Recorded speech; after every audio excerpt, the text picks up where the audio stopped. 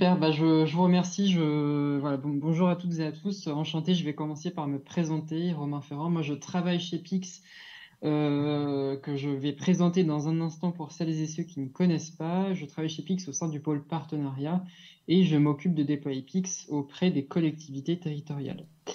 Je suis, voilà, on est, donc je représente Pix. Je suis assez honoré d'avoir été invité pour justement vous présenter un petit panorama de l'état notamment des compétences numériques des agents territoriaux et notamment vous expliquer en quelques mots comment est-ce que Pix peut vous permettre de mieux accompagner vos agents quand il va s'agir de les accompagner dans le développement de compétences numériques et plus globalement de transformer, accompagner vos politiques de transformation numérique.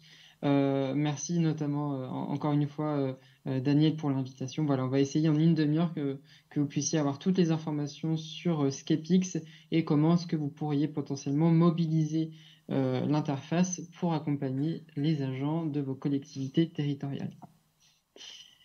Alors, avant de peut-être partir sur la façon dont Pix peut accompagner les agents des collectivités territoriales, il nous semblait assez important de revenir sur la plateforme Pix.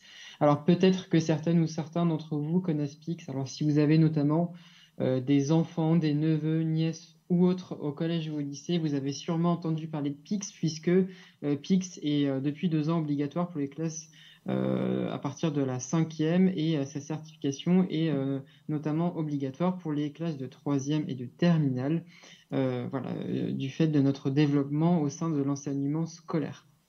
Alors Pix, en quelques mots, qu'est-ce que c'est? Pix est un service en ligne qui s'est fixé 3 missions, celle d'évaluer, développer et certifier les compétences numériques de tout à chacun. Donc voilà, l'idée c'est à travers une plateforme en ligne de pouvoir adresser un certain nombre de services qui vont pouvoir mesurer un petit peu comme un thermomètre le niveau de maîtrise des compétences numériques de nos usagers. On va également chercher à les développer et à les accompagner dans l'acquisition de nouvelles compétences, à aller un peu plus loin. Et puis, on va également les valoriser à travers la certification Pix. Alors, comment est-ce que ça fonctionne, Pix? Pix, c'est un ensemble, donc je vous le disais, sur une plateforme en ligne, un ensemble d'épreuves qui vont permettre de tester plusieurs facettes de la compétence numérique. Alors, les savoir-faire, est-ce que, par exemple, l'usager sait cliquer à l'aide d'une souris ou est-ce qu'il sait télécharger un mail? On va télécharger un fichier, pardon. On va également tester les connaissances. Est-ce que mon agent sait ce qu'est le RGPD ou bien une charte informatique de sa structure qui l'emploie. Et on va également tester la capacité qu'ont nos usagers à identifier des enjeux, comme par exemple des enjeux liés à la cybersécurité ou alors au numérique responsable. Voilà, dans tous les cas, donc, on va vraiment adresser ces épreuves via des modules assez ludiques qui prennent la forme d'exercices. Alors, on va le plus proposer des mises en situation réelle, on va proposer à nos usagers de manipuler des fichiers, de résoudre des problèmes, de mener des défis, des enquêtes. Donc, l'idée, c'est vraiment de pouvoir tester ces compétences numériques, les développer sans s'en rendre compte et finalement que ça prenne un petit peu la forme d'un jeu. Et je vous invite vraiment à tester la plateforme gratuitement pour que vous puissiez voir à quoi ça ressemble. Alors, toutes nos épreuves, elles vont rapidement, elles vont provenir de notre référentiel de compétences numériques qui se structure en 5 domaines de compétences, en 16 compétences numériques transversales. Alors, on va pas aller dans le détail, mais l'idée, c'est que vous puissiez bien comprendre que Pix, c'est finalement pas une énième plateforme, un énième logiciel qui va uniquement balayer des sujets classiques type bureautique ou autre. On va vraiment aller plus loin. On va proposer un scope de compétences numériques qui va pouvoir parler à tout le monde. On va aussi bien traiter de la recherche en ligne, les outils collaboratifs, la visio, les réseaux sociaux, pourquoi pas de la programmation, de la bureautique bien sûr, beaucoup de cybersécurité et puis des éléments qui vont nous permettre de connaître l'environnement numérique qu'on peut côtoyer tous les jours et également de pouvoir résoudre certains problèmes techniques. Voilà, vous avez ici sur cet écran une vision un petit peu plus détaillée de quelques-unes des compétences numériques qui sont balayées par le référentiel de Pix. Alors, au-delà de mesurer les compétences numériques, Pix va aussi vous servir à développer de nouvelles compétences numériques. Pour ça, on va, alors, en dehors de la façon dont vont être posées les questions, puisque rien qu'en répondant aux questions, on va également pouvoir développer ces compétences numériques. L'idée de Pix, c'est aussi de pouvoir vous proposer des ressources liées à l'auto-formation. Donc, on va notamment proposer à nos usagers des capsules d'auto-formation. Donc, pour chaque exercice qui va être joué, on va à chaque fois proposer des ressources pour aller plus loin, soit pour explorer un petit peu plus la thématique qui vient d'être traitée, pour en savoir plus, ou alors on va à l'inverse proposer des ressources qui vont permettre d'intégrer, de développer la compétence qui a été traitée à l'occasion de l'exercice. Donc voilà, Pix, c'est pas que des exercices, c'est pas que des épreuves ludiques, c'est également des ressources qui sont à chaque fois fléchées pour l'usager, pour lui permettre d'aller un petit peu plus loin et d'apprendre la compétence qui a été, en tout cas, qui est traitée par l'exercice. Alors, un autre pilier de PIC, c'est de pouvoir réussir à valoriser l'apprentissage des compétences numériques. Alors, pour ça, on a mis en place plusieurs moyens, plusieurs leviers. Une chose assez importante sur Pix, c'est la notion d'adaptativité de la plateforme. Puisque Pix, à tort, on aurait tendance à croire que Pix, c'est une plateforme uniquement réservée aux débutants ou à l'inverse, uniquement une plateforme réservée aux plus aguerris. Il n'en est rien de tout ça, puisqu'en fait, la plateforme est reposée sur un algorithme adaptatif qui va bien, avoir la faculté de pouvoir proposer des questions dont le niveau va être adapté au niveau réel de l'usager. Puisque, voilà, comme c'est expliqué sur ce schéma, la plateforme a la capacité de pouvoir bien, orienter les usagers vers des questions dont le niveau va être vraiment adapté. Donc, si j'ai un niveau débutant, bien, l'algorithme détectera mon niveau et me recommandera uniquement des questions de niveau débutant, ce qui fait que je ne serai pas découragé et je serai plutôt dans quelque chose de bienveillant. À l'inverse, si j'ai un très bon niveau de maîtrise du numérique, bien là, je vous assure qu'on peut monter assez haut dans l'évaluation et le développement des compétences numériques. On viendra me poser des questions de niveau 5, niveau 6, voire niveau 7, qui correspondent à un niveau, je vous l'assure, assez corsé. Voilà, donc vraiment c'est assez important de le souligner. Un Pix, c'est pas une plateforme binaire, c'est-à-dire que c'est pas je m'adresse uniquement aux débutants ou aux plus avancés. On a vraiment la possibilité bien de retrouver de s'adresser en tout cas à une hétérogénéité de niveau à travers notre algorithme. Enfin, PIX, c'est une certification, donc j'en parlais tout à l'heure, je l'évoquais tout à l'heure, la certification PIX qui est reconnue par l'État et par le monde professionnel. Cette certification, à l'instar des certifications de langue type TOEIC, type TOEFL, elle a pour but de venir valoriser un certain niveau de maîtrise des compétences numériques. Je vais par exemple pouvoir certifier mes compétences numériques pour les valoriser, pourquoi pas sur un CV, voilà, les faire valoir par exemple à l'occasion d'entretiens de recrutement. L'idée, c'est vrai, c'est de pouvoir bien apporter un référentiel commun aujourd'hui quand on parle et puis un standard également en termes de mesure des compétences à travers cette certification PIX qui se déroule donc dans des centres agréés, un petit peu comme quand on passait le code de la route. Mais voilà, l'idée, c'est vraiment dans une session qui est surveillée, une session qui se déroule dans des centres d'examen agréés, bien de pouvoir passer cette certification et bien en sortant de cette certification, de pouvoir valoriser d'un certain niveau de maîtrise des compétences numériques. Voilà pour le panorama global de Pix, en tout cas les 3-4 points qui étaient pour nous essentiels à rappeler. Alors je vous invite vraiment à vous créer un compte si ce n'est pas déjà fait sur pix.fr pour que vous puissiez par vous-même bien, tester toutes les épreuves qu'on peut proposer sur des thématiques qui vous intéresseraient notamment le plus. Je vous propose dans cette deuxième partie de vous expliquer un petit peu plus en détail bien, comment est-ce que Pix peut justement accompagner vos agents quand il va s'agir de développer ses compétences numériques. Alors c'est vrai qu'on entend de plus en plus que le numérique est indispensable pour des agents de collectivité territoriale. Nous, on s'est notamment appuyé sur un chiffre qui provient d'une étude menée par le CNFPT, qui montrait qu'en octobre 2021, date à laquelle l'étude a été justement publiée, près d'un tiers des métiers territoriaux seront fortement impactés par la transition numérique dans les 10 ou 15 ans à venir.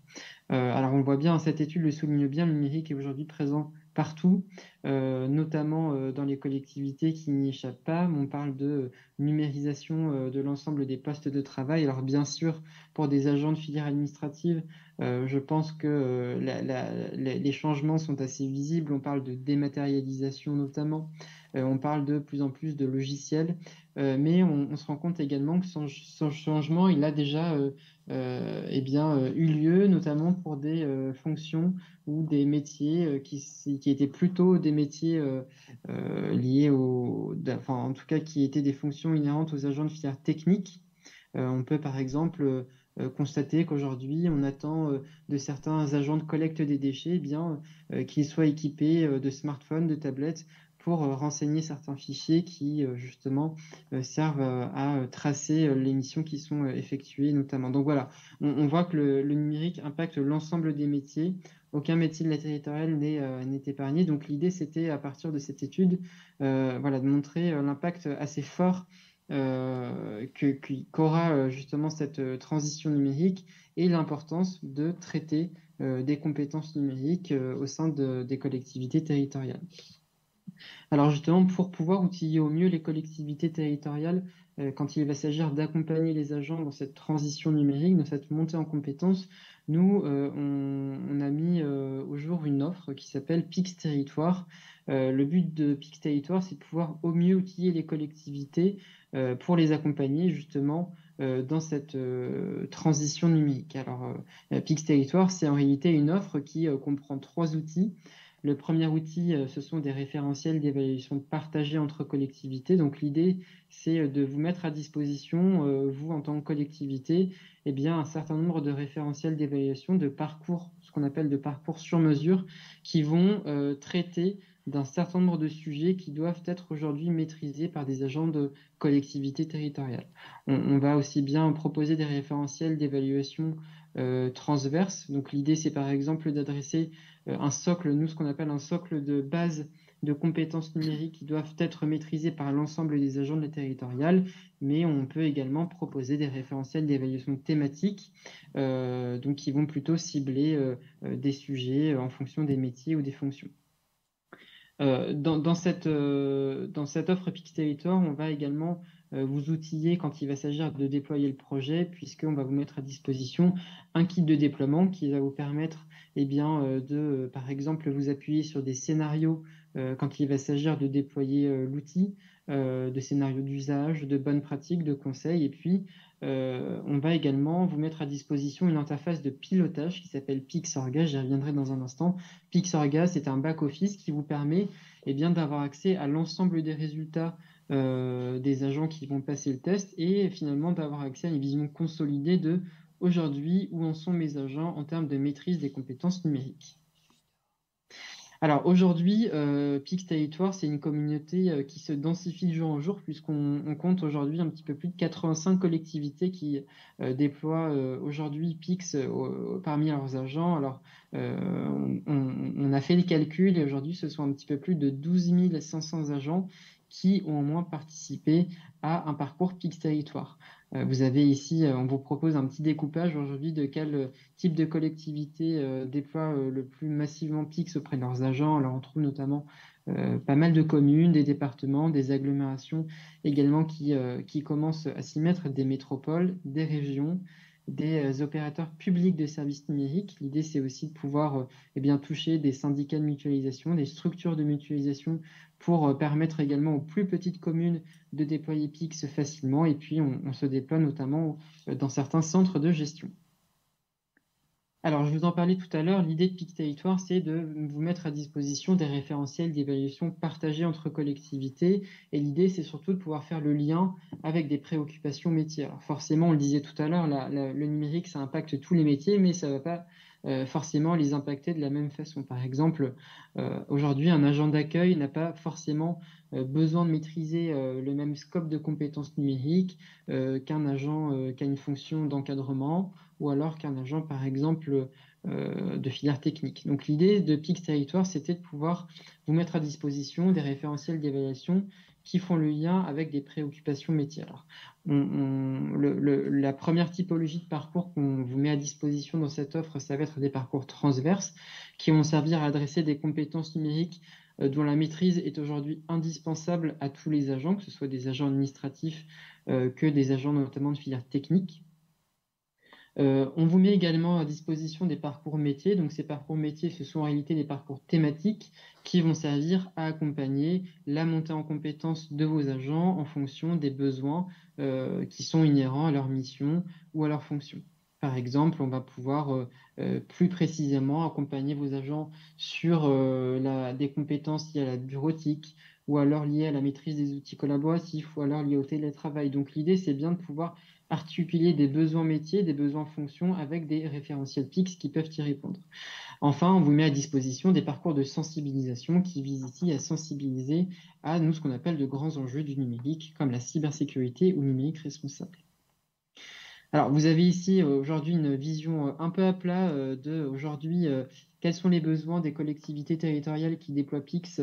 On se rend compte sans surprise qu'aujourd'hui, les collectivités utilisent le plus le parcours, nous ce qu'on appelle le parcours socle de base, qui est le parcours qui va servir à accompagner les agents des collectivités dans la maîtrise d'un socle de base, c'est-à-dire de toutes les compétences dont la maîtrise est indispensable pour être à l'aise, pour évoluer sereinement dans une collectivité en tant qu'agent. Ensuite, on a des parcours comme le parcours bureautique de base, détection des fragilités numériques, mail et agenda, qui pourront être proposés aux agents en fonction notamment, par exemple, des résultats au parcours socle de base. Alors rapidement, qu'est-ce que nous disent ces premiers chiffres, puisque ça fait un petit peu plus d'un an qu'on déploie PIC Territoire auprès des collectivités. Nous, on commence à avoir de plus en plus de chiffres. Alors, une première tendance qu'on observe, c'est qu'on regarde tous les chiffres qu'on commence à engranger. Eh bien, un quart des agents des collectivités territoriales ne maîtrisent pas le socle de compétences numériques de base. Voilà, donc nous, ce qu'on appelle un socle de compétences de numérique de base, ça va être toutes les compétences qui sont essentielles pour, par exemple, accéder à son espace de travail, consulter sa fiche de paie, poser ses congés, mais également exercer sa e-citoyenneté. On va retrouver par exemple des compétences qui ont trait à la navigation en ligne, aux outils collaboratifs, quelques bases de la sécurité, de la culture numérique, de la bureautique bien sûr, mais aussi de la connaissance de son environnement numérique.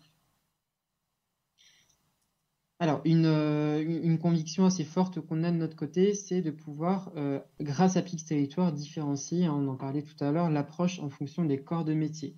Nous, ce qu'on a fait pour vous permettre, en tant que collectivité territoriale, eh bien, de différencier au mieux l'approche que vous allez faire en fonction de vos publics, puisque, je le disais, en fonction des publics, des typologies d'agents, on n'a pas forcément besoin de maîtriser un même scope de compétences numériques. Eh bien, on vous a proposé une entrée, ce qu'on appelle par persona, c'est-à-dire qu'on est venu proposer plusieurs catégories d'agents de collectivité territoriale, par exemple les agents en contact du public, les agents de terrain, les agents administratifs, pour lesquels on est venu vous faire des recommandations en termes de parcours PIX Territoire à leur proposer en fonction des compétences qui sont attendues dans l'exercice de leur métier ou de leur fonction. Alors, par exemple, pour illustrer cette vision, cette nouvelle cette modalité va vous permettre assez facilement, assez rapidement, d'accompagner vos agents secrétaires de mairie. Puisque les agents de secrétaire de mairie, donc c'est un peu particulier, ils sont aussi bien classés comme des agents en contact du public, mais également des agents administratifs. C'est vraiment la versalité aussi et la transversalité des missions de ces secrétaires de mairie. Nous, on vient vous proposer pour chacune de ces typologies, quelles sont les compétences numériques qui sont attendues pour chacun de ces profils. En l'occurrence ici, nous, ce qu'on vient vous dire, c'est qu'aujourd'hui, alors bien sûr, un agent secrétaire de mairie a besoin de maîtriser un socle de compétences numériques, mais on vient observer que cette typologie d'agent a besoin de maîtriser de façon un petit peu plus prégnante, de façon plus fine, un certain nombre de compétences numériques, comme par exemple les outils collaboratifs, la cybersécurité et la bureautique. Donc on est venu ensuite vous détailler précisément de quelles compétences est-ce qu'on parle quand il s'agit de dire que des secrétaires de mairie ont besoin de maîtriser de façon plus fine les outils collaboratifs. Alors par exemple ici, on sait qu'une secrétaire de mairie a besoin de maîtriser le mail, l'agenda, des bonnes pratiques de sécurité autour du mail, En termes de cybersécurité, il est important également pour une secrétaire de mairie de savoir sécuriser ses équipements, adopter des bonnes pratiques pour protéger ses données et maîtriser la donnée de diffusion personnelle, étant donné que ces agents peuvent être en situation de manipuler, par exemple, de la donnée personnelle d'usagers. On recommande également d'accompagner les secrétaires de mairie vers la maîtrise d'enjeux liés au numérique responsable et enfin, bien sûr, sur des enjeux liés à la bureautique avec la saisie, la manipulation de données, la mise en forme d'un texte, etc.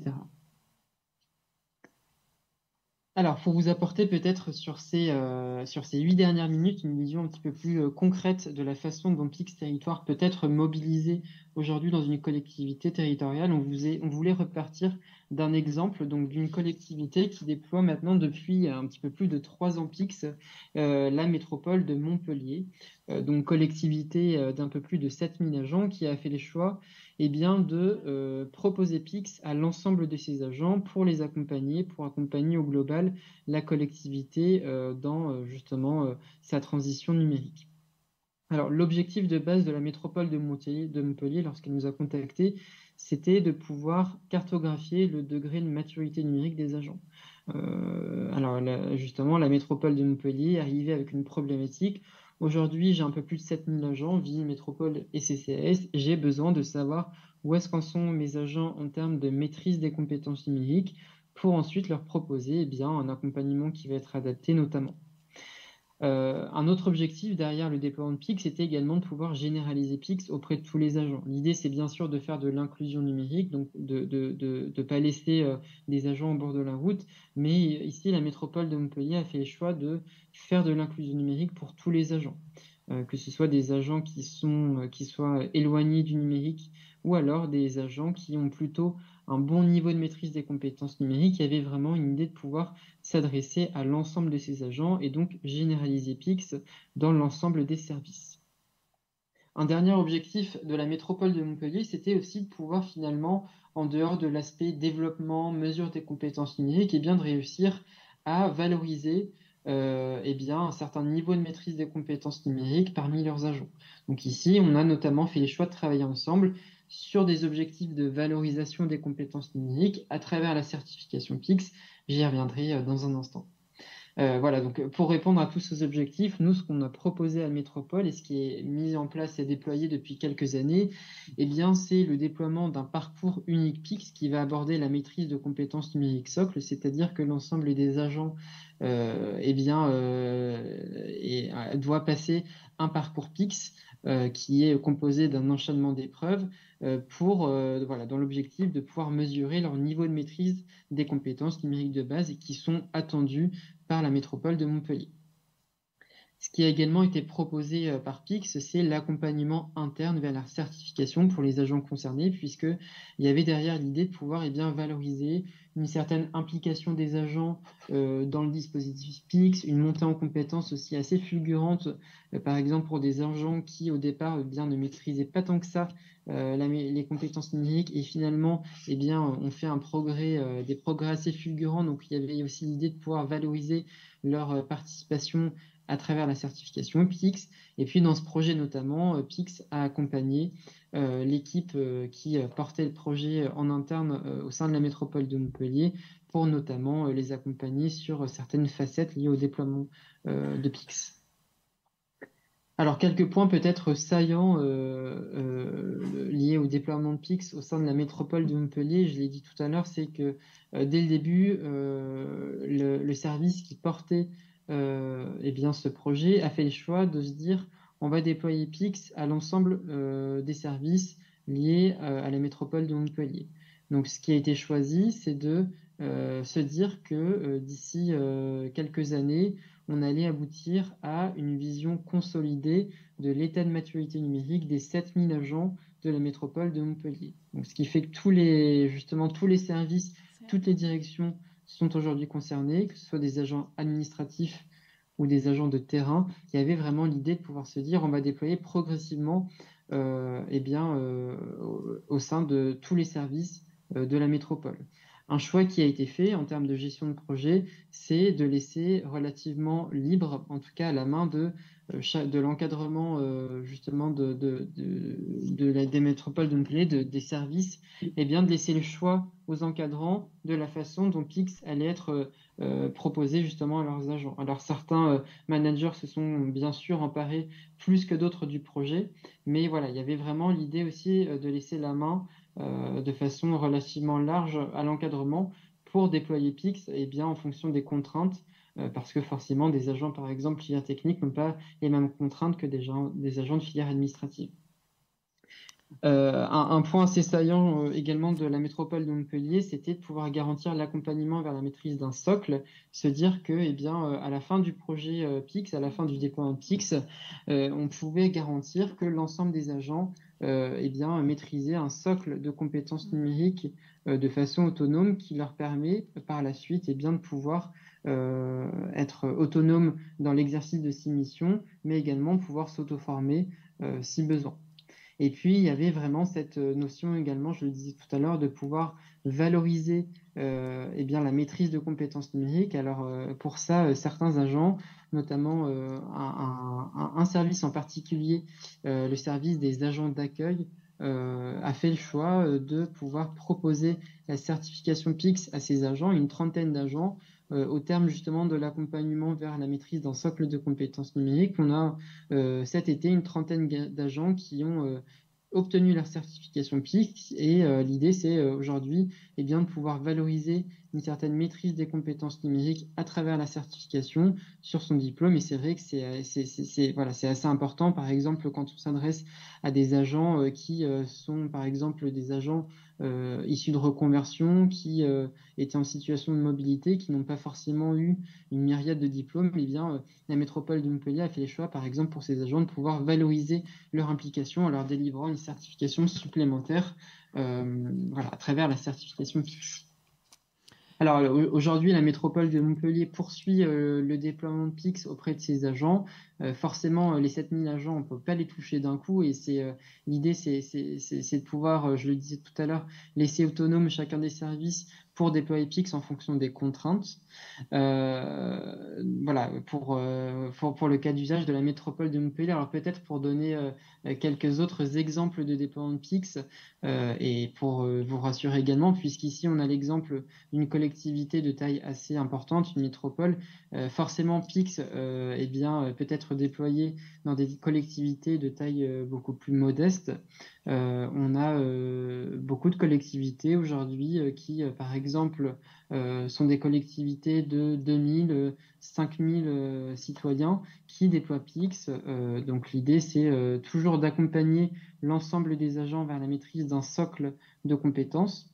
Donc on va pouvoir ensuite proposer, voilà, par exemple, comme l'a fait la ville de Venelle, qui est une petite commune du sud de la France, qui a choisi de pouvoir proposer PIX à l'ensemble de ses agents pour garantir toujours la maîtrise d'un socle, mais aussi pour les sensibiliser à des enjeux assez importants, comme des enjeux liés au numérique responsable. Alors, on a notamment l'exemple de la loi Rennes qui oblige les collectivités à intégrer des questions justement de transition numérique, de transition écologique dans leur politique.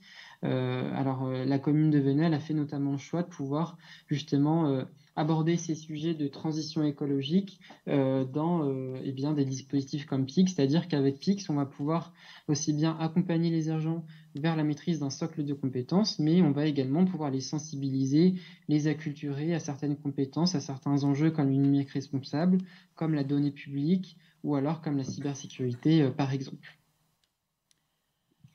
Merci. Oui, voilà. Merci Romain pour votre intervention. J'allais justement reprendre la parole. Est-ce qu'il y a des questions dans la salle? Alors déjà, vous précisez que nous avons pas mal d'élus qui auraient aimé participer et qui auraient été fortement intéressés par votre intervention. Ce n'est que partie remise pour eux puisqu'il y aura des captations, donc ils pourront retrouver tout ce que vous nous avez exposé là. Nous avons Madame Goncalves qui est dans la salle encore. On a encore un élu, Monsieur Céleste. Est-ce que vous avez des questions ou d'autres personnes dans la salle? On va prendre que 2-3 questions parce que nous tenons le timing et ça, j'en suis peu fière. Bravo à tout le monde. Et nous avons ensuite une personne qui va intervenir en visio en début de cette masterclass qui sera l'Observatoire régional de l'inclusion numérique. Donc, Romain, je vois dans la salle s'il y a des questions. Peut-être, Mylène, est-ce que vous voulez intervenir ou concernant ce qui a été proposé? Je vous donne le micro.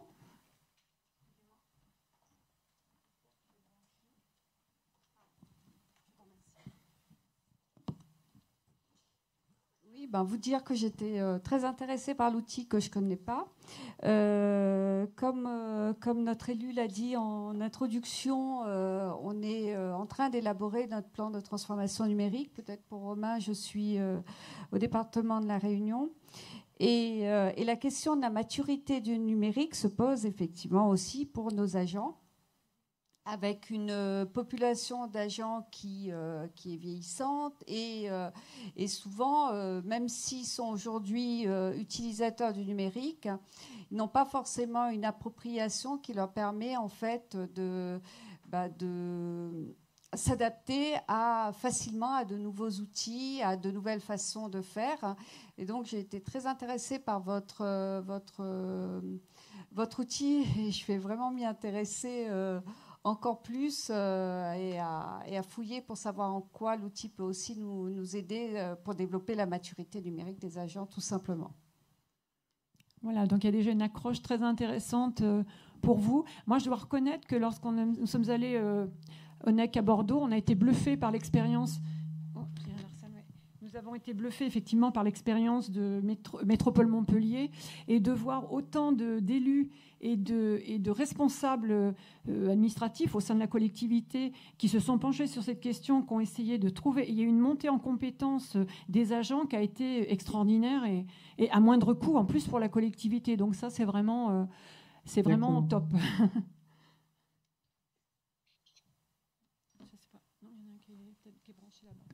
Ah oui, c'est celui-là. Okay. Romain, écoutez, est-ce qu'il y a on va prendre une dernière question? Oui, je vous en prie. On va donner le micro à monsieur. Je suis désolée, je sais qu'il y a un monsieur tout à l'heure qui voulait poser une question sur la thématique précédente, mais on va être obligé de décourter puisque nous avons une vision, encore une intervention en préambule de l'Observatoire régional avec Kitry de Marignan. Monsieur, je vous en prie, votre question pour Romain Ferrand. Oui, merci. Merci de la présentation très enrichissante. Je suis enseignant-chercheur à l'Université de La Réunion et je me posais la question à propos des collégiens ou des étudiants. Est-ce qu'il y a eu des expériences menées par PIX pour éviter les décrochages scolaires, notamment dans le numérique? Oui, mon sens se désactive. Alors, il ne me semble pas qu'il y ait eu d'expérimentation. Je ne veux pas parler au nom de mes collègues qui s'occupent plus précisément du milieu scolaire. Il ne me semble pas qu'il y ait eu d'expérimentation sur la population de collégiens pour voir en quoi et comment PIX pourrait lutter contre le décrochage. Ce qui est fait au sein des collèges, c'est proposer justement à partir de la classe de 5e des parcours d'évaluation pour amener justement les collégiens à maîtriser des compétences numériques qui vont être utiles justement aussi bien d'un point de vue scolaire mais d'un point de vue également personnel. On travaille par exemple de plus en plus sur des contenus liés au cyberharcèlement, des contenus liés justement au numérique responsable, aux pratiques raisonnées du numérique qui peuvent de plus en plus toucher également et parler et répondre aussi à des problématiques que peuvent rencontrer des publics au collège ou au lycée. Mais en termes d'expérimentation de PIX sur des questions de décrochage scolaire, il ne me semble pas qu'aujourd'hui des expérimentations de ce type aient été menées. D'accord, merci beaucoup.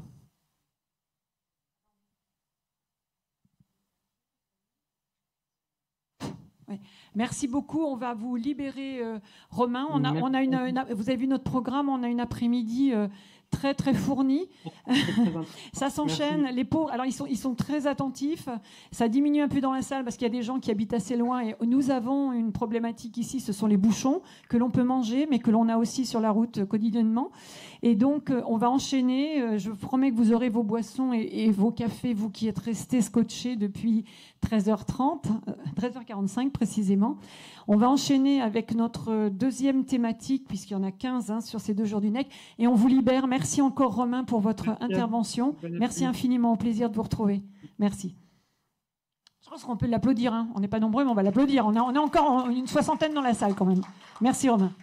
Merci à vous. Bon après-midi. Donc, on va enchaîner, puisqu'on a des messieurs qui nous attendent aussi. Il reste encore deux présentations pour vous pour ce soir. Après, on se retrouvera demain pour une journée très chargée aussi. Donc, je crois... Est-ce qu'on a Kitri en ligne? Oui, c'est bon? Très bien. Oui, bonjour. Bonjour Kitri, comment allez-vous? Très bien, très bien. On va je vois attendre. que vous avez un programme chargé. Oui. Combien de temps est-ce que vous me donnez? Ah ben vous avez, comme on avait convenu, on avait dit 10 minutes, un quart d'heure, ce qu'il vous faut en intro. Et puis Daniel arrive, on va appeler nos invités pour cette masterclass à nous rejoindre sur l'estrade. Donc pour animer cet observatoire régional, et avant de vous donner la parole Kitri, et que je vous présente, Daniel Mambrive, donc nous avons également monsieur Michael Assoum et monsieur Jérôme Maillot de la direction de l'attractivité du territoire de Région Réunion, bien sûr. Et puis donc nous avons en visio madame Kitri de Marignan, qui est responsable des projets data à la Mednub et qui va nous parler de méthodologie concernant l'Observatoire national, mais pas que. Là encore, comme la précédente thématique, on partait sur une feuille de route nationale que nous allons ensemble décliner au régional. Eh bien, c'est pareil, on a un observatoire national, des outils qui sont déjà déposés d'ailleurs dans les communs, afin d'aider à construire et à structurer un observatoire local, ce dont on va parler maintenant. Donc, je laisse Daniel, peut-être un petit mot à Daniel pour vous, Kitri, et puis merci d'être avec nous aujourd'hui. J'ai plus rien à dire, merci Christine. Kitri, bonjour. Daniel. Bonjour Daniel. Donc, merci d'être avec nous. Avec ce décalage horaire, c'est sympa, donc plus de déjeuner. Ce que je voulais introduire, c'était l'Observatoire régional de l'inclusion numérique. Pourquoi? Comment? Pourquoi? C'est quelque chose auquel nous pensons depuis quelque temps et que la région Réunion va même développer un peu plus qu'un observatoire de l'inclusion numérique. Alors, observatoire régional, j'ai eu la chance de faire partie d'être auditionné l'an passé pour l'Observatoire national de l'inclusion numérique, donc l'édition 2022, avec quelques verbatims qui avaient été retenus, toujours sympathiques. Et en 2023, la Mednum, chargée par la Banque de territoire de l'Observatoire national, m'a fait l'honneur de me demander de participer au groupe de travail. Alors, on a eu un peu de chance, on a fait en distanciel, vous imaginez, mais aussi en présentiel. Je me trouvais lors d'une concentration des hubs numériques des hubs territoriaux pour un numérique inclusif à Paris. Et puis, paf, il y avait un groupe de travail sur un comité de pilotage de l'Observatoire. Donc, on a travaillé là-dessus. Et lorsque j'ai lu que tout avait été déposé dans la base, c'est-à-dire la méthodo et plein d'outils qui ont conduit cet observatoire national, en quelques mots, on a compris que ça pouvait être utilisé pour un observatoire régional. Et j'ai demandé à Kitri de bien vouloir nous éclairer et voir même comment on pourrait travailler de concert pour y arriver. Après avoir entendu, on va d'abord laisser Kitri présenter, puis la région Réunion formuler son besoin et son avancement sur ce projet d'observatoire plus général. Et puis on va voir comment on pourrait mutualiser. On est, je rappelle, en numérique en commun. Commun, ça nous guide pendant ces 2 jours et le reste de notre temps aussi. Merci à toi, Kitri. Merci beaucoup, Daniel. Est-ce que vous voyez mon écran? Oui. Super. Daniel a tout expliqué sur l'introduction. Il se trouve que c'est un projet qu'on a mené pour la première fois en 2022. Il a duré de avril à septembre avec une présentation au NEC numérique en commun de Lens dans le nord de la métropole. Et l'objectif de cet observatoire, c'était déjà de prendre un peu de recul, de montrer un panorama du secteur de l'inclusion numérique sur le territoire français. Parce que il y a beaucoup d'études qui ont été produites, mais mettre en valeur toute l'offre qui est déployée sur les territoires, toute l'implication des collectivités, des départements, mais aussi des acteurs privés sur les territoires, n'était pas encore valorisé. On n'avait pas encore collecté de chiffres sur le sujet. Et puis, on avait un grand besoin de gagner en visibilité pendant l'année 2021-2022, parce qu'il y a eu beaucoup d'élections. On a eu un vrai sujet, un vrai besoin de plaidoyer et de donner la voix à notre secteur pour bien mettre en avant ce qui était déjà fait. Et puis aussi essayer de comprendre quels étaient les enjeux et les problématiques que cette étude allait mettre en avant pour pouvoir prendre des décisions. Oui, bon, du coup, l'enregistrement commence après l'introduction, mais tout est dans les slides, évidemment, que je vous enverrai. Et donc, c'est pour ça qu'on a fait l'observatoire. Ce qui était important, c'est de se poser les bonnes questions en amont pour savoir qu'est-ce qu'on voulait aller chercher comme information, comment est-ce qu'on allait collecter les fameux verbatims dont Daniel parle, et puis comment est-ce qu'on allait aussi donner de la légitimité à ce qu'on avançait en ayant des retours qui venaient d'un panel assez varié et assez représentatif du secteur. Il y avait aussi un vrai souhait à partir des résultats de l'observatoire, mettre en œuvre des projets spécifiques pour répondre aux enjeux qui auront été soulevés. Donc l'idée, ce n'était pas juste de faire un point d'arrêt et de se dire, OK, où est-ce qu'on en est, qu'est-ce qui se passe, qu'est-ce qu'on sait faire, mais aussi comment est-ce qu'on peut mieux aider le secteur. Ah oui, alors, je ne vais pas vous parler tout de suite des communs qui sont mis à disposition, mais on a une méthodologie qui a été très cadrée en amont, et puis après qui s'est adaptée de manière incrémentale à mesure que le projet avançait. Et aujourd'hui, on a publié tout le déroulé de notre manière de créer ce livrable, et les trames de questionnaire, le questionnaire plutôt quantitatif, et puis la manière dont on s'est posé les questions, etc., que je vais vous présenter juste maintenant. Et en fait, les liens que je vais vous montrer les boutons sont cliquables. Donc du coup, dès que vous voyez un bouton comme ça, vous pouvez cliquer et arriver du coup sur la méthodologie qui a été mise en commun, justement pour que vous puissiez le reproduire à l'échelle réunionnaise.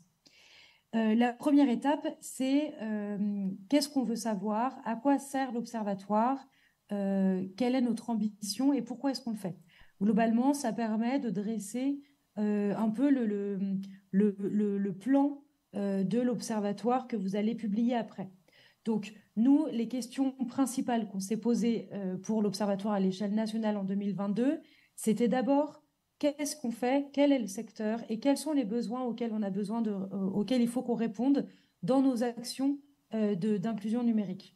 Et donc, du coup, on a été chercher des informations sur les acteurs, sur les publics, sur les besoins rencontrés par les publics qui étaient accompagnés, et puis essayer de mettre ça en forme pour avoir un panorama de la diversité des acteurs qui sont déployés sur tout le territoire et les publics qu'ils accueillent et qu'ils accompagnent pour voir un petit peu comment est-ce que les deux pouvaient se matcher.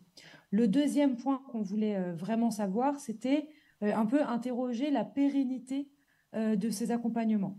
Savoir si jamais les acteurs qui étaient sur le territoire étaient en mesure d'avoir une activité qui soit continue, etc. Et donc, on est allé interroger les modèles économiques, les sources de financement et la confiance des acteurs dans la pérennité de leur activité. Donc, ça nous a permis de mettre en exergue, par exemple, qu'il y avait beaucoup de financement public et que la plupart des financements publics étaient en fait sous forme d'appel à projet ou d'appel à manifestation d'intérêt, mais que ça concernait des projets qui étaient limités dans le temps. Recording in progress. Et que du coup, il y avait une multiplicité des sources de financement et du coup des dossiers de financement à remplir, et que donc ça prenait un temps énorme aux structures qui parfois ne sont que de 2, 3, 10 personnes ou alors des médiateurs indépendants, etc. Et le troisième point qu'on a voulu aller chercher, c'est toutes ces personnes qui sont vraiment sur le terrain et qui accompagnent des gens, eh bien, quelles sont leurs compétences et comment est-ce qu'on peut dire qu'une personne est un médiateur ou une médiatrice numérique? Qu'est-ce qui qualifie ce métier? Donc, plutôt parler de la filière, des compétences, de la formation, etc. Donc, on avait les acteurs du territoire, leur diversité et les besoins auxquels ils répondent, les modèles économiques, et puis vraiment les compétences et le métier de l'accompagnement numérique. Donc ça, c'était les 3 sujets sur lesquels on voulait aller. Du coup, sur la base de ces réflexions qu'on a menées du coup en concertation avec d'autres acteurs du territoire, donc on avait impliqué des hubs, on avait impliqué la Banque des territoires, l'Agence nationale de la cohésion des territoires, on a impliqué des personnes comme Daniel qui se sont assis autour d'une table justement pour construire ces sujets-là et pour construire cette étape 1 qui finalement est la plus longue et la plus importante parce que c'est vraiment la base. Ensuite, sur cette base-là, on a construit du coup un questionnaire qu'on a diffusé à large échelle. On a utilisé un outil qui s'appelle Airtable, mais vous pouvez utiliser plein d'outils différents de questionnaires qui vous permettent d'aller chercher plutôt des informations qui sont quantitatives sur le secteur et en fait que vous pouvez diffuser par tous vos canaux, à la fois à vos réseaux d'accompagnement social qui ont potentiellement une offre d'accompagnement numérique, à vos collectivités, à tous les acteurs que vous connaissez sur le territoire qui seraient à même de rendre compte d'activités dans le secteur. La troisième phase, c'est l'analyse des résultats de ce questionnaire. C'est essayer de mettre en exergue tout ce qu'il en ressort et essayer de les mettre en lien pour se dire, eh bien, par exemple, quand la plupart des médiateurs indépendants ont des problématiques d'accès au financement ou des problématiques de légitimité dans la validation de leurs compétences métiers, des choses comme ça. Et ça permet d'avoir vraiment on va dire, d'apporter des chiffres à tous les arguments qualitatifs que vous allez donner à la structuration de votre observatoire. En parallèle de ces 2 phases de collecte de données et d'analyse de données quantitatives, eh bien, il y a une phase plutôt qualitative où là, on va aller rencontrer des personnes. Donc, c'est comme ça aussi qu'on a rencontré Daniel. C'est comment est-ce qu'on peut aller au fond enfin, vraiment répondre à ces 3 axes de l'étude, mais en creusant très loin, en essayant de s'adapter au contexte des personnes qu'on interroge pour essayer d'avoir des exemples dans des situations qui sont très différentes les unes des autres. Donc, par exemple, un retour d'expérience sur un territoire comme La Réunion ne sera pas du tout la même chose qu'un retour d'expérience sur un territoire comme la Dordogne. Et donc, c'était très important pour nous d'avoir des entretiens qui soient longs et très, très riches pour aller creuser ces questions-là et avoir des exemples et donner un petit peu de vie, comment dire, quelque chose de plus détaillé et de plus, on va dire, intéressant et plus creusé, plus profond, voilà, c'est ça, un peu de profondeur aux chiffres qu'on aura collectés. Et sur la base de cette phase de collecte et d'analyse de données, eh bien, on va pouvoir rédiger le contenu de l'étude.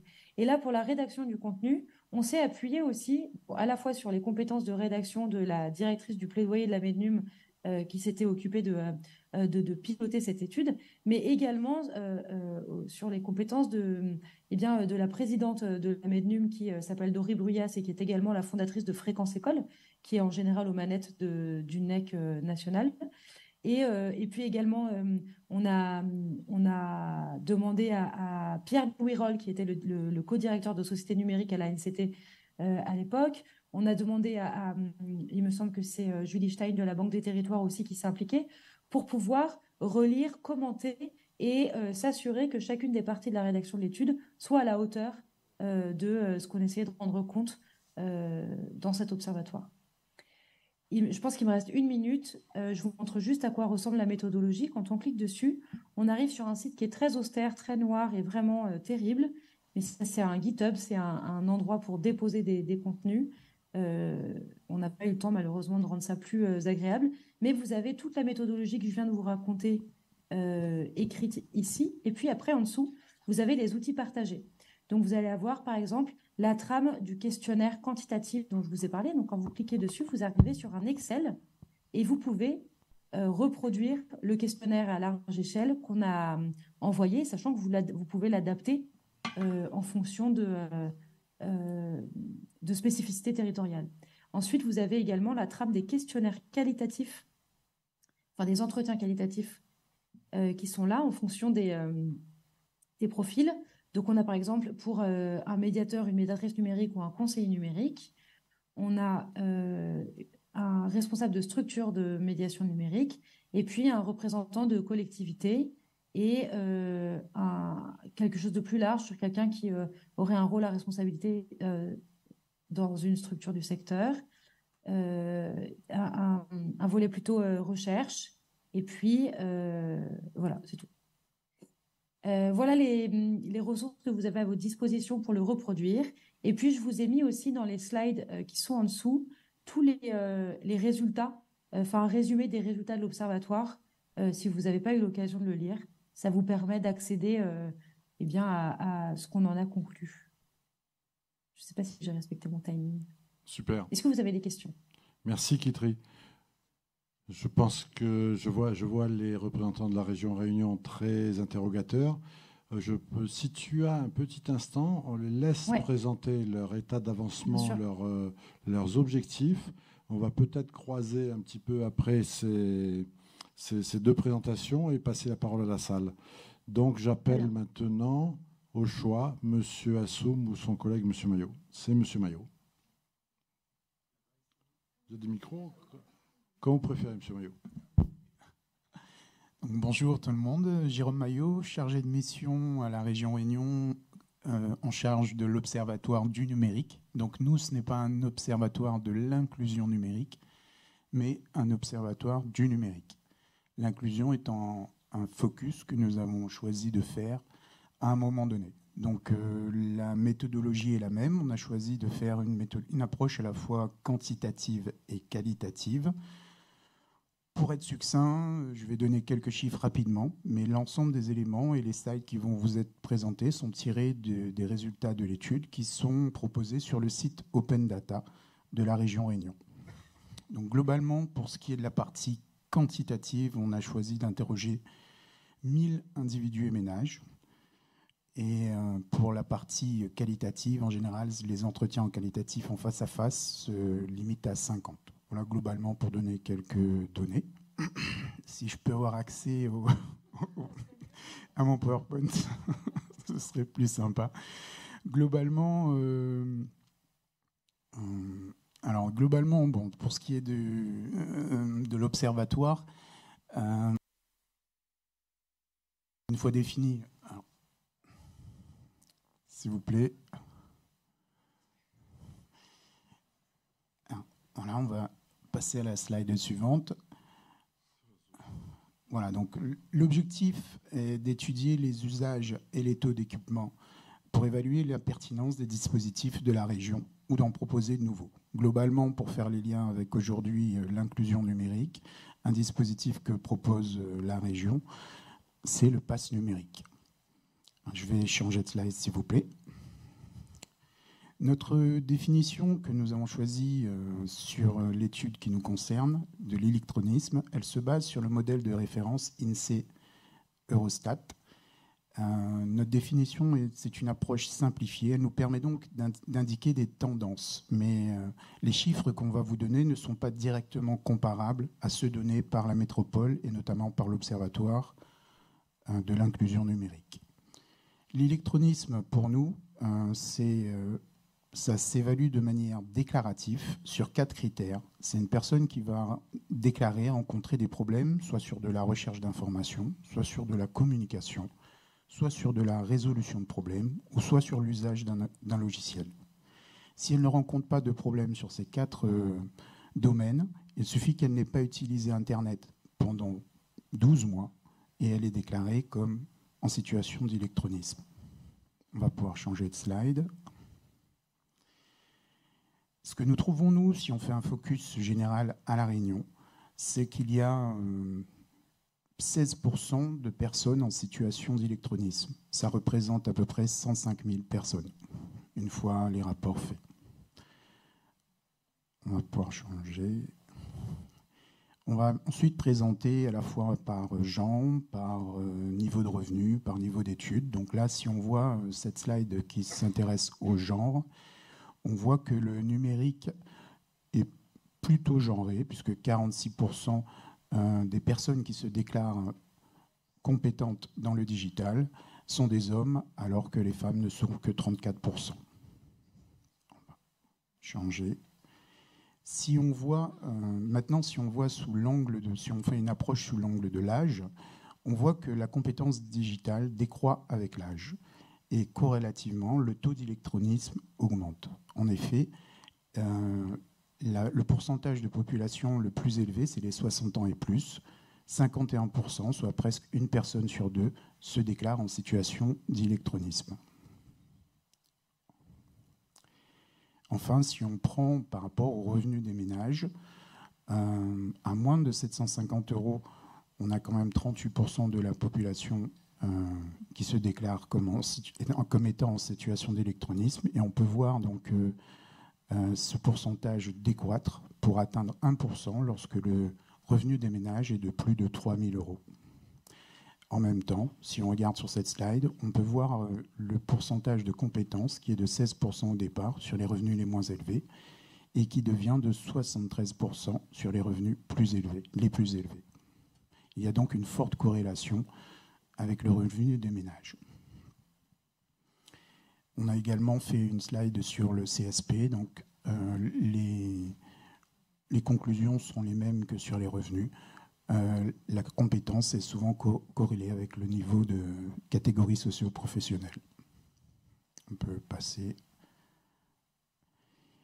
Si on va sur le niveau d'études, on se rend compte que sur les niveaux d'études de Bac+2 ou plus, 75% se considèrent comme compétents en digital et le pourcentage est très faible de situation d'électronisme, alors qu'à l'inverse, lorsque le niveau d'études est de niveau 3e ou inférieur, le niveau d'électronisme est de 46% et seulement 9% se considèrent compétents.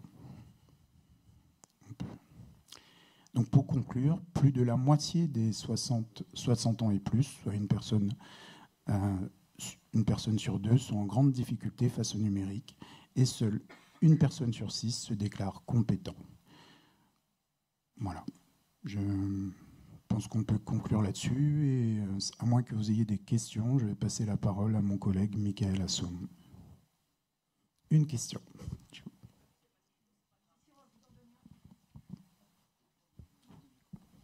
Oui, en fait, donc je suis conseillère numérique et dans Connect et je suis aussi animatrice illettrisme qui a été certifiée par la région.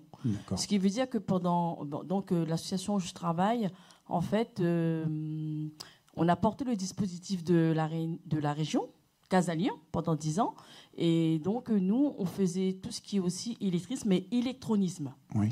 Alors, donc moi j'ai une question. Par rapport au questionnaire, est-ce qu'il y a eu autant d'hommes que de femmes? Oui. Alors pour répondre, je n'ai pas voulu rentrer dans les détails techniques, mais je vous remercie de la question qui nous permet de revenir, puisque j'avais peur d'être un peu lourd. Mais en gros, il y a eu 1000 individus et ménages qui ont été interrogés. Il y a eu une répartition statistique pour faire en sorte que tous les CSP soient pris en compte, toutes les tranches d'âge soient pris en compte, qu'il y ait autant d'hommes que de femmes. Sur ces 1000 individus interrogés, on a choisi 500 qui devenaient l'échantillon ménage. Et si je peux me permettre de donner un peu plus d'informations, donc vous avez toutes les informations sur le site Open Data, mais globalement, notre observatoire va sur 4 années, donc de 2023. On a fait les individus et les ménages, les particuliers. En 2024, on va produire les résultats pour les entreprises, donc 500 entreprises en quantitatif, 50 en qualitatif en entretien face à face. Et pareil, il y a une répartition algorithmique qui permet d'avoir des entreprises du nord, du sud, de l'est, de l'ouest, avec aussi une prise en compte de la parité. Donc tout ça, c'est notre prestataire, on fait un suivi pour avoir vraiment les données les plus précises possibles. Et c'est pourquoi j'ai dit on est au courant de la norme, par exemple INSEE et Eurostat, mais on a choisi de simplifier. Et donc, ce n'est pas directement comparable. Les chiffres, là, par exemple, sont de 105 000 si on prend les 16%, et de 75 000 pour la population plus âgée de seniors, mais c'est sur une analyse simplifiée.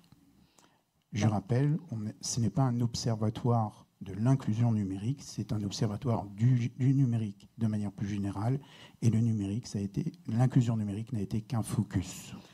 Parce que après, je veux dire, dans la réalité, d'une structure à l'autre, bon, il y en a qui vont vous dire qu'il y a plus d'hommes en situation d'électronisme ou de femmes, ça dépend. Il peut y avoir aussi des hommes, parce que en fait, comment je peux vous dire ça, bon, par rapport à mon analyse, oui. Bon, ça fait 11 ans que je travaille dans l'électrisme et l'électronisme, donc je veux dire, ça dépend des années, ça dépend, voilà quoi.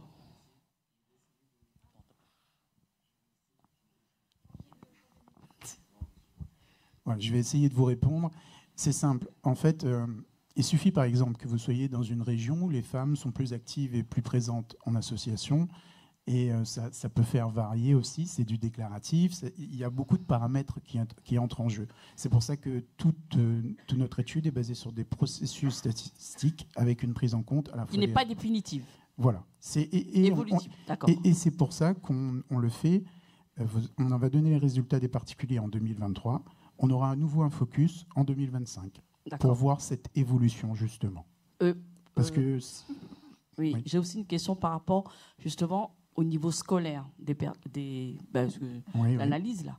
Donc, il apparaît qu'apparemment, plus les personnes sont diplômées et donc ils ont plus de compétences au niveau du numérique. Alors, je vous remercie. Là encore, j'en faisais part à mon. Excusez-moi de finir. Oui. Dans la réalité, moi, j'ai reçu des personnes qui sont à l'université, qui sont au lycée. Comme j'ai dit, ce n'est pas, ça ne reflète pas réellement la réalité, parce que en fin de compte, dans chaque catégorie, il y aura des personnes qui vont exceller. Il y a des personnes qui ils auront besoin d'aide, quoi. Donc ça va dépendre. Il y en a qui vont accrocher et il y en a non.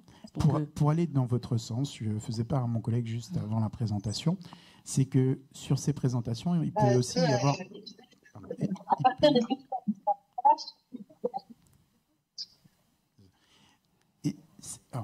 Il y a deux choses qui sont importantes à retenir. C'est que c'est du déclaratif, c'est-à-dire que c'est les personnes. Donc on peut imaginer qu'il y a aussi des biais. C'est le fait que si on va sur des personnes qui sont sans emploi, ils peuvent se sentir moins compétents qu'une personne qui a un emploi, puisque qu'on est basé sur du déclaratif.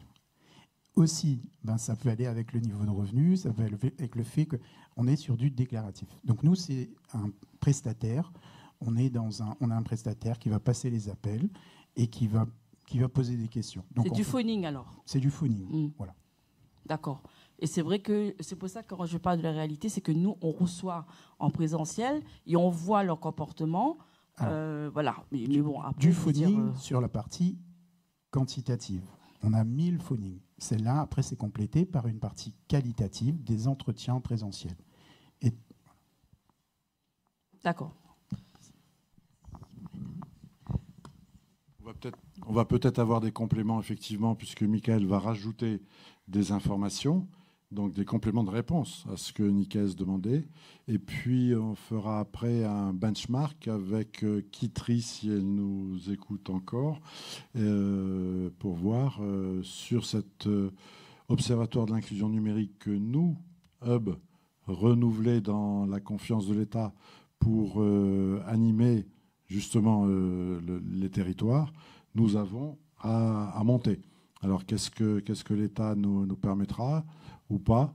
Est-ce que les travaux en commun avec la région Réunion auront du sens? Voilà ce qu'on essaiera de faire en clôture avec ITRI et les intervenants de la région Réunion. Michael Lassoum, si vous voulez bien. Oui, donc je voulais en complément de l'exposé de Jérôme, donc, qui vous a présenté la partie étude de l'Observatoire. L'Observatoire, en fait, intègre une deuxième composante qui concerne donc un portail Open Data. Alors, est-ce que la notion d'Open Data est bien connue de tous? Oui. Bon, parfait.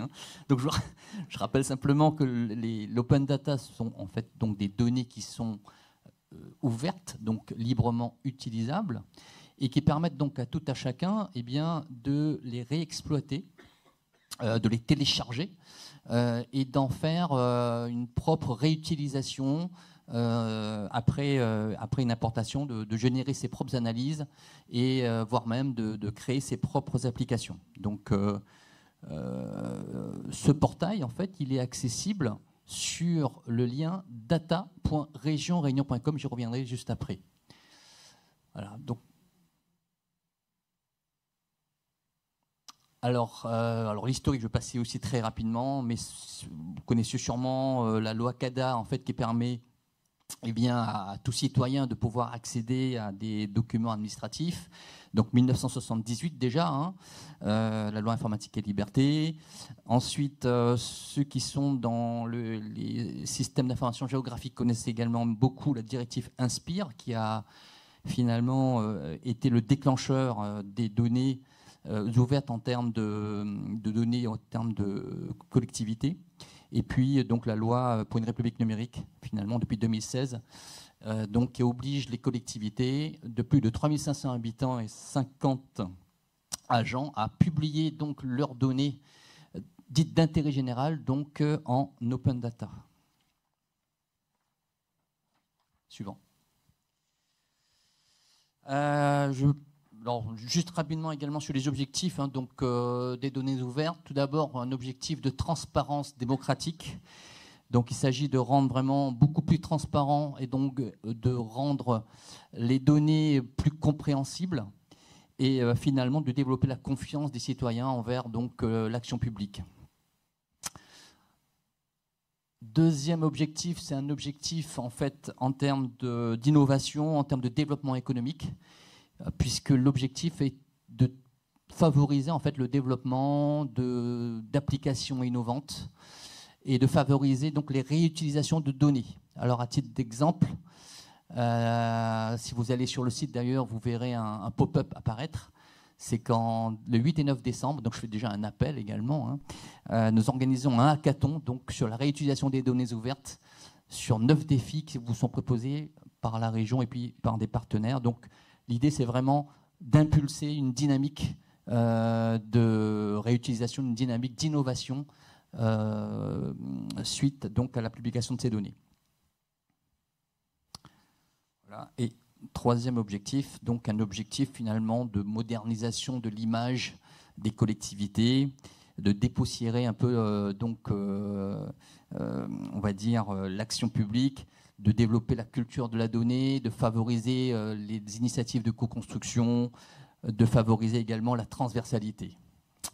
Voilà. Alors donc comme je disais tout à l'heure, vous pourrez aller donc voir sur le portail data.regionreunion.com. Aujourd'hui, donc plus de 250 jeux de données sont accessibles. C'est un portail donc, qui en est à sa deuxième version et qui a été mise en ligne depuis donc, octobre 2020. Donc 250 jeux de données donc, qui sont répartis dans 12 thématiques donc sur le portail data.regionreunion.com et sur lequel vous trouverez également donc l'étude dont vous a parlé Jérôme tout à l'heure sur donc une rubrique spécifique.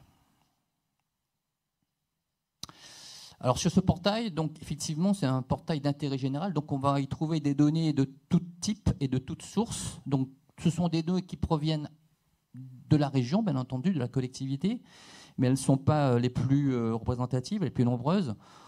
Vous y trouverez des données venant donc de portails nationaux, notamment de DataGouv, territorialisées. C'est-à-dire que ce sont des données qui ont été filtrées sur le territoire de la Réunion et des données qui viennent également de portails partenaires, notamment de l'Agora, du TCO, de Nexa, etc., etc. Voilà. Alors sur les données, donc j'ai fait alors, comme on disait, ce n'est pas un portail lié exclusivement à l'inclusion. Et aujourd'hui, on y trouvera en fait sur ce portail Open Data, donc c'est-à-dire que vous pourrez télécharger librement ces données, les manipuler dans votre Excel, pouvoir faire vos propres analyses. Aujourd'hui, donc on a inséré donc des données qui viennent de DataGouv sur plus de 250 lieux de médiation numérique. Donc on parlait tout à l'heure de cartographie. Donc cette cartographie, elle est aujourd'hui accessible. Alors c'est vrai que dommage que je ne puisse pas vous montrer en ligne et en direct le maniement, mais c'est un maniement très simple. Simplement sur le portail, eh bien, vous pourrez à votre gauche pouvoir filtrer de manière dynamique sur un ensemble de critères, que ce soit des critères géographiques sur la commune, mais également sur le type de structure, c'est-à-dire que vous pourrez en un clic eh bien, sélectionner les maisons France Service, les 31 structures de médiation faisant partie de notre réseau Pass Numérique, etc., etc. Voilà, donc c'est un début, j'allais dire. Hein. Et nous avons également donc, sur notre portail eh bien, une représentation cartographique de ces 250, je crois, hein, structures et lieux de médiation. Je vous incite à vérifier si vous y êtes, si vous êtes acteur, en tout cas. Et sur ce portail, eh bien, vous trouverez une fiche en fait, qui décrit en fait chaque lieu de médiation selon la description donc venant de différentes sources, notamment de la plateforme Dora. Tout est conforme en fait. Alors c'est vrai qu'on n'a pas beaucoup parlé, mais un schéma qui a été validé, un schéma donc officiel donc sur la structure des médiations numériques. Voilà. Merci Michael. Effectivement, le schéma. Et je crois que c'est Kitry qui a fait allusion tout à l'heure, Madame Naquet, voilà. Le schéma de représentation des structures qui a donné lieu à la fiche que l'on peut alimenter par Dora. Très très franchement, on était ravis. On avait travaillé puisque c'était une des 3 missions confiées au hub de la première vague, c'est-à-dire en 2019. Il y avait cette cartographie des lieux de médiation. Eh bien, toutes nos données sont passées carrément à la moulinette et le schéma national ressemble au nôtre. Il a un identifiant de plus qui, pour moi, est inadapté. On a, à côté du SIRET, rajouté un identifiant parce que paraît-il que plusieurs lieux géographiques pourraient avoir le même SIRET. Je m'oppose fortement à cette définition, mais bon, pour avoir travaillé à l'INSEE sur son produit qui s'appelait le sirénage à l'époque, je peux vous dire que c'est pas vrai, c'est pas possible. Bon, ceci étant dit, on a eu un schéma très facile à migrer, plus facile que certains hubs, et aujourd'hui, certains lieux de médiation ou acteurs mettent à jour leurs fiches via Dora, et on est ravis de les voir retomber dans le portail Open Data de la région, puisque c'est bien le but, c'est de saisir l'information une fois et qu'en évitant de la distordre, on la retrouve partout. Tout à fait. Voilà. Ce qu'on pourrait voir maintenant, c'est Kitry, est-ce que l'État vous a mandaté, après la Banque des Territoires, sur l'expérience de la Mednum, sur les observatoires, pour justement répondre à cette feuille de route territorialisée où il y a encore cet observatoire qui doit prendre de l'importance. Et si oui, comment va-t-on faire le lien avec l'observatoire régional de numérique, je dis bien numérique et non pas de médiation numérique, de la région Réunion? Est-ce qu'on a des pistes, oui. on a des consignes où elles nous parviendront via la convention? Écoutez, alors déjà, merci d'avoir mentionné le standard de données des lieux de médiation numérique parce que c'est un travail qui nous a pris beaucoup de temps l'an dernier. Pour l'identifiant complémentaire au SIRET, il se trouve que ça concerne des bibliothèques et des médiathèques qui sont rattachées à une collectivité et qui en fait sont pas à la même adresse mais qui ont bien le même SIRET. Donc c'est un problème très niche sur certains territoires, mais du coup ça a rajouté cette contrainte. Voilà, on était vraiment désolés de la mettre, mais c'est comme ça. Oui, pardon. Pardon, la collectivité doit faire la modification, la preuve, tout simplement. On pourra en parler en parallèle. Si jamais vous avez des solutions à nous apporter là-dessus, on pourra en parler parce que ce serait quand même plus simple à utiliser. Côté observatoire, alors il se trouve que cette année, on ne va pas reproduire l'observatoire tel qu'il a été fait en 2022 puisque les données qu'on a collectées en fait n'ont pas subi d'énormes mises à jour. En revanche, grâce à l'observatoire, on a identifié plein de points sur lesquels on avait besoin d'aller creuser plus Et donc, du coup, l'Observatoire de l'inclusion numérique aujourd'hui devient une collection de livrables avec des études ad hoc, soit territoriales, comme ce que vous faites à La Réunion, soit sur des sujets spécifiques, comme ce qu'on est en train de faire sur, par exemple, comment territorialiser la feuille de route d'inclusion numérique au sein de sa collectivité. Et en fait, l'objectif, c'est que chaque étude qui sera faite à l'échelle territoriale va faire l'objet du coup d'une collecte de données. Vous avez parlé de 1000 foyers interrogés. Et puis, il y a également des enjeux d'ouverture de la donnée. Donc ça, c'est des choses qui se font à l'échelle territoriale où voilà, il y a pas mal d'événements, d'études ou de recherches ou d'observatoires qui se font dans les départements, etc., à l'échelle locale. Et puis après, l'objectif, c'est d'ouvrir les données pour pouvoir les faire remonter, pour pouvoir avoir une vue un peu plus globale de toutes ces études et pouvoir créer de l'interopérabilité entre ce que vous faites sur le numérique et ce qui pourrait être fait, par exemple, en Indre-et-Loire sur le même sujet pour pouvoir comparer, mettre en commun, etc.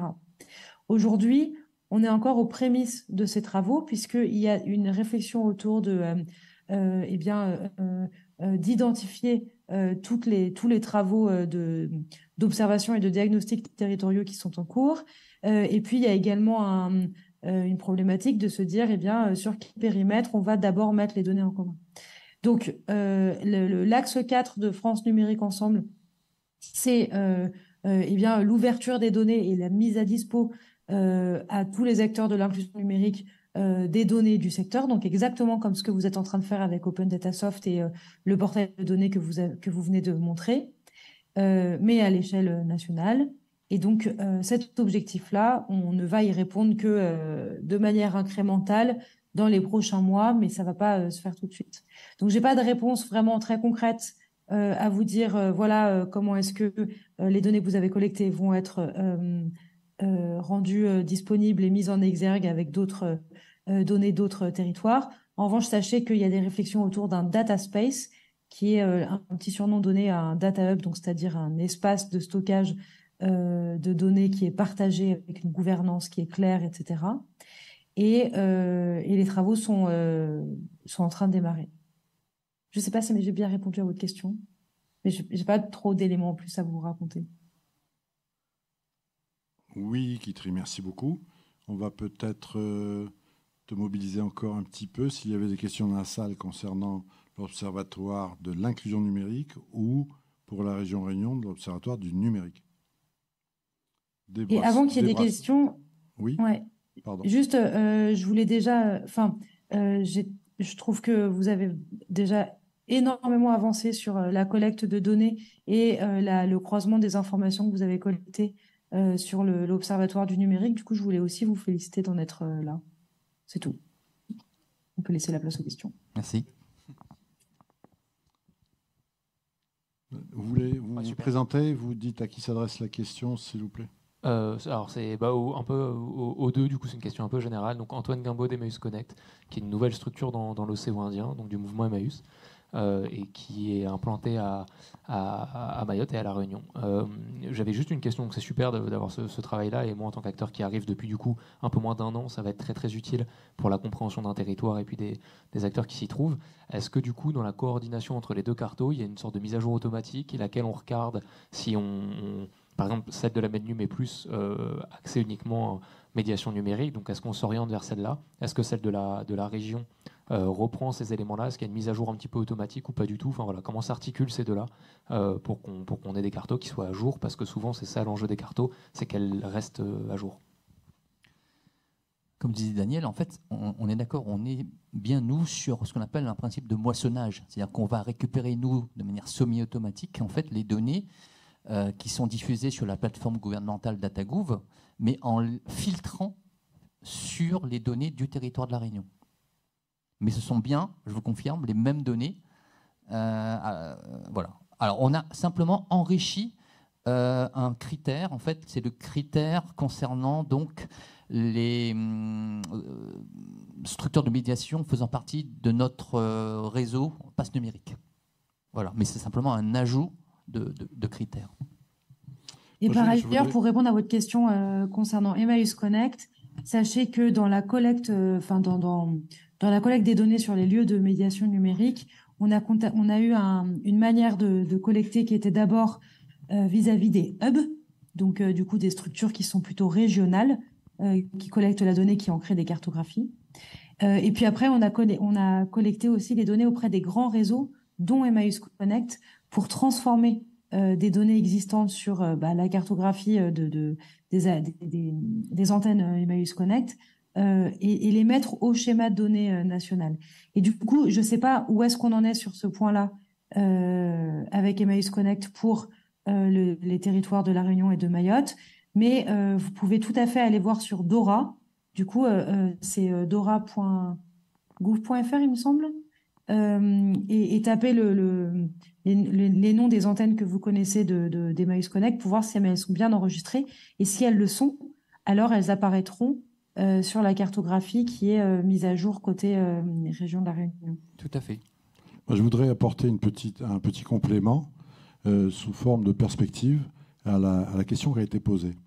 La carto de l'inclusion numérique, j'ai eu l'occasion de la présenter dans un autre cadre, dans le mouvement associatif réunionnais dont le président est présent dans la salle, et qui a beaucoup apprécié, puisque une des missions de Guidasso, je ne sais pas si d'autres structures que nous travaillent sur Guidasso.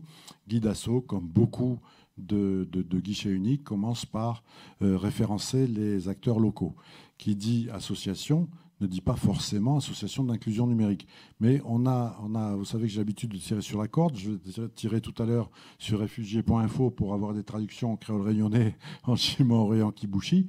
On va essayer de tirer sur la corde de Dora pour avoir quelque chose de bien plus vaste. Rien ne s'oppose, à mon avis, d'avoir une couche des associations sportives, des associations d'autres types. Et M. Danguet, dans la salle, serait ravi. N'est-ce pas, Jean-Paul? Voilà. Donc, Kitri, c'est un message. Hein. D'autres questions?